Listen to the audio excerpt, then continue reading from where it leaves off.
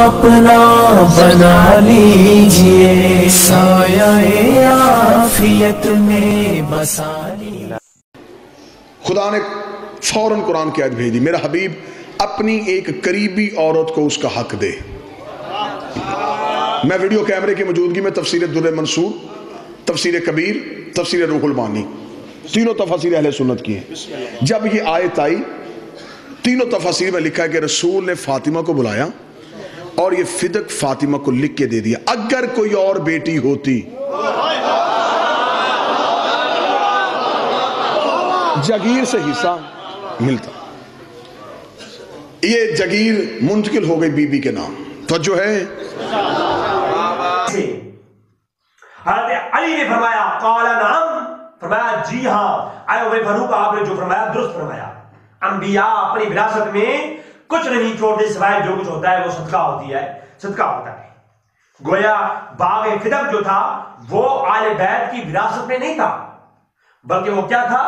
انبیاء کی جو کچھ وراثت ہوتی ہے وہ کیا ہوتی ہے؟ صدقہ اور خیرات ہوتی ہے۔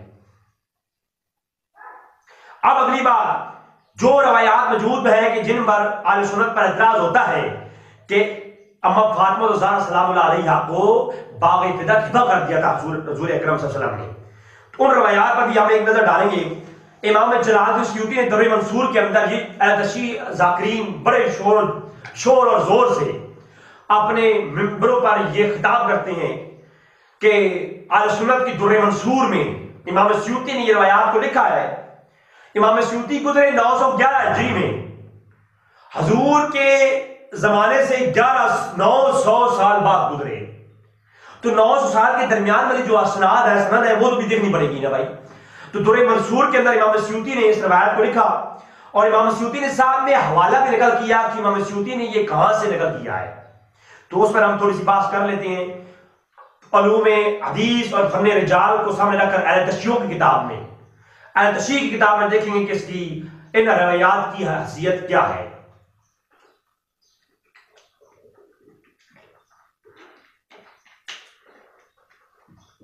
تو امام سیوطی نے در منصور کی جلد نمبر 5 صفحہ 238 پر اس کو لکھا ہے کہ آپ فرماتے ہیں ہم نے مسند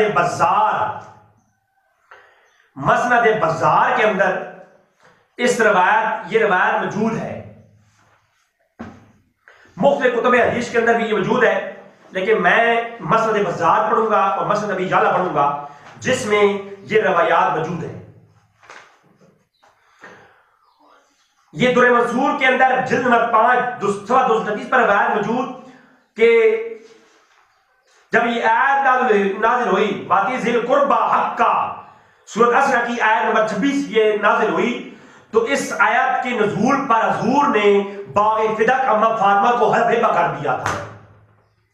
اما فاطمہ کو باغ فدق دے دیا تھا حضور نے جب یہ آیت سورۃ اسرا کی آیت نمبر 26 نازل ہوئی۔ اب یہ اعتراض ہوتا ہے اور یہ روایت پیش کی جاتی ہے۔ اب اہل تشیع کی اسماء و رجال کی کتب سے یہ دیکھیں گے کہ اس کی حیثیت کیا۔ یہ میرے سامنے ہے مسند بزار، اس کے اندر روایت موجود ہے، اور مسند ابی یعلا کی صفحہ 256 پر حدیث ہے 1076 مسند ابی یعلا، اس کے اندر یہ روایت موجود ہے، اور مسند ابی یعلا میں تو یہ روایات متعدد بار کئی جگہ پر آئی ہیں۔ اس روایت کو امام ابی یعلا نے بار بار لائے ہیں اور ایک ہی سند کے ساتھ۔ اب سند دیکھیے آپ، ان عطیہ ان ابی سعید قالا، آگے ساری وہ روایت ہے، تو ان عطیہ ان ابی سعید، اس سند میں جو ایک راوی ہے عطیہ، اب عطیہ کوفی ان ابی سعید سے روایت کرتے ہیں۔ اب ابی سعید یہ کنیت ہے کس کی، اس پر ہم بات کرتے ہیں۔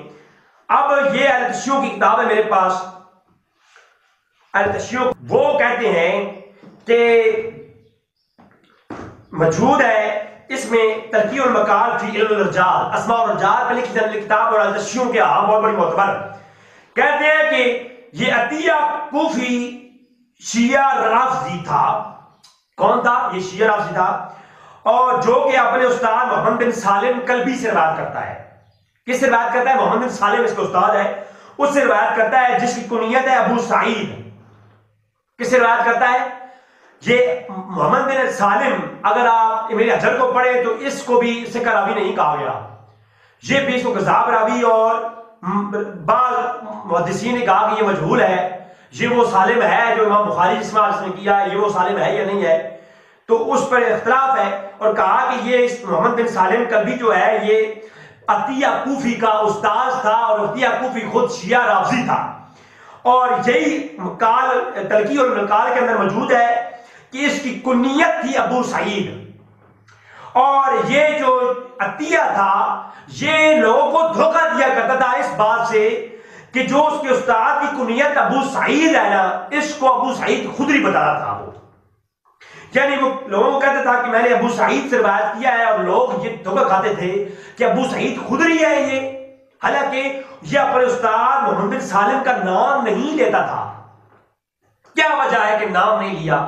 اس لیے کہ محمد بن سالم کا نام لیتا تو واضح ہو جاتا کہ یہ اس کا استاذ ہے, تو اس نے محمد بن سالم کی جو کنیت ہے ابو سعید اس سے روایت کیا. اپنی سند میں وہ کہتا ہے کہ میں نے روایت کیا ابو سعید سے, تو لوگ دھوکہ کھاتے اور لوگوں کو دھوکہ دیتا تھا کہ میں نے ابو سعید خدری سے روایت کیا ہے, حالانکہ ابو سعید خدری سے اس کی کوئی روایت بھی جو ہے موجود نہیں ہے. لہذا یہ عطیہ کوفی جو ابو سعید خدری سے روایت منسوب کرتا ہے یہ جھوٹ ہے, اور ابو سعید خدری سے یہ روایت کو منسوب کرنا یہ اس کا کذاب ہے, کذب ہے. لہذا اس کی کوئی بھی روایت ابو سعید خدری سے روایت ثابت نہیں ہے. لہذا اس کی التشیع کی کتاب سے تلقی المقال کی علم الرجال سے واضح ہو گیا کہ یہ بہت بڑا جھوٹا کوفی تھا, شیعہ تھا, جو روایتیں گھڑا کرتا تھا, اور اس نے اپنے استاد محمد بن سالم سے یہ روایت گھڑی ہے جس کو التشیع اٹھا کر بڑے بڑے اسٹیجوں پر پیش کرتے ہیں کہ حضور اکرم صلی اللہ علیہ وسلم نے جو ہے وہ ہبہ کر دیا تھا باغ فدق, حالانکہ اس کی کوئی بھی تصریح موجود نہیں ہے. اسی طرح جو ہے مختلف کتب کے اندر یہ بات موجود ہے. عمدۃ القاری شرح بخاری, امام بدر الدین عینی نے اپنی کتاب عمدۃ القاری کے اندر جو شرح بخاری ہے اس کی جلد میں 15 صفحہ 28 پر اسی پر بحث کی. عمدۃ القاری میں یہ بحث کرتے ہوئے امام بدر الدین عینی کہتے ہیں جلد میں 15 میں صفحہ 28 پر کہتے ہیں کہ باغ ہبہ, باغ فدق ہبہ کرنا حضور کا, یہ تمام روایت بے اصل ہے. لأصل لہو, ھذا لا اصل لہو, اس کی کوئی اصل نہیں ہے, اور یہ روایت کسی صورت بھی ثابت نہیں ہے. ایسا امر کہ جو ثابت ہو ہی نہیں سکتا. کہا کہ ھذا لا اصل لہو, یہ روایت وہ ہے جن کا کوئی اصل نہیں ہے, اور یہ کہیں بھی ثابت نہیں, اور کسی صورت بھی یہ امر ثابت ہو ہی نہیں سکتا. صحیح سند کے ساتھ کوئی بھی روایت ثابت نہیں ہے کہ حضور نے باغ فدق کو ہبہ کیا ہو. اور باغ فدق اور اہل تشیع اپنی کتاب کے اندر اہل تشیعوں نے, بلکہ آپ نیج البلاغہ اٹھائیں, یہ شرح نیج البلاغہ ہے, اور شرح نیج البلاغہ میں یہ بات موجود ہے. شرح نیج البلاغہ میں ابن ابی حدید جلد نمبر 26 ہے اور صفحہ نمبر 220 ہے. امام ابو زید سے روایت ہے کہ میں فرماتے ہیں کہ اللہ کی قسم میں ہی وہ فیصلہ کرتا ہوں جو ابو بکر نے کیا تھا. میں وہ فیصلہ کرتا ہوں جو ابو بکر نے کیا تھا کہ جو باغ فدق کے بارے میں جو فیصلہ ابو بکر عمر نے کیا ہے, اللہ کی قسم ہے کہ میں ہوتا تو میں بھی وہی فیصلہ کرتا. یہ کس نے کہا ہے؟ امام ابو زید نے کہا ہے. نیج البلاغہ شیعوں کی معتبر کتاب, اس کی شرح امام ابن حدید کی اور جلد نمبر 26 ہے اور صفحہ 220 پر موجود ہے. اور اس سے آگے آپ جائیں تو حضرت امام باقی رحمۃ اللہ رضی اللہ عنہ فرماتے ہیں, امام باقی رحمۃ اللہ فرماتے ہیں کیا آپ دیکھتے ہیں کہ آپ سے کہا گیا کیا آپ دیکھتے ہیں کہ جو اہل بیت پر ابو بکر عمر نے آپ کے حق پر ظلم کیا ہے؟ فرمایا نہیں, لا نہیں, والذی انزل القرآن علی عبدہ لیکون للعالمین نذیرا، فرمایا کہ قسم ہے اس ذات کی جس نے اپنے بندے پر قرآن نازل کیا اور جو ڈر سنانے والا ہے۔ فرمایا عائشہ صاحب نے فرمایا کہ عمر فاروق اور جو ہے ابو بکر نے ہمارے حق پر کوئی جو ہے نا رائی برابر بھی ظلم نہیں کیا۔ یہ امام باقی رحمۃ اللہ علیہ نے بھی فرما دیا کہ قسم ہے اس ذات کی جس نے اپنے بندے خاص پر قرآن نازل کیا اور جہانوں میں اسے ڈر سنانے والا بنا کر بھیجا۔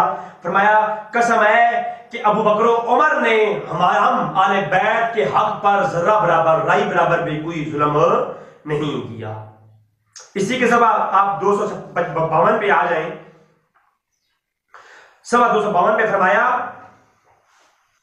حضرت علی کے دور میں جب دور خلافت میں باغ فدق کی بات کی تو حضرت علی نے فرمایا اللہ کی قسم مجھے حیا آتی ہے کہ میں اس کے خلاف فیصلہ کروں جس پر ابو بکر اور عمر گزر گئے ہیں۔ لہذا اہل سنت کا یہی متفقہ فیصلہ ہے کہ اہل سنت ہمیشہ سے وہی فیصلہ کرتے آئے ہیں جو ہے ابو بکر و عمر نے کیا، حضور نے کیا اور خصوصاً آل بیت اور حضرت علی نے کیا تھا۔ لہذا آل بیت کا حق نہیں چھینا گیا اور نہ ہی عمر بن عبدالعزیز نے وہ حق واپس کیا ہے، بلکہ کچھ حصہ عطا فرمایا تھا جو کہ ہمیشہ ہر دور میں جو ہے وہ دیتے آئے ہیں حصہ۔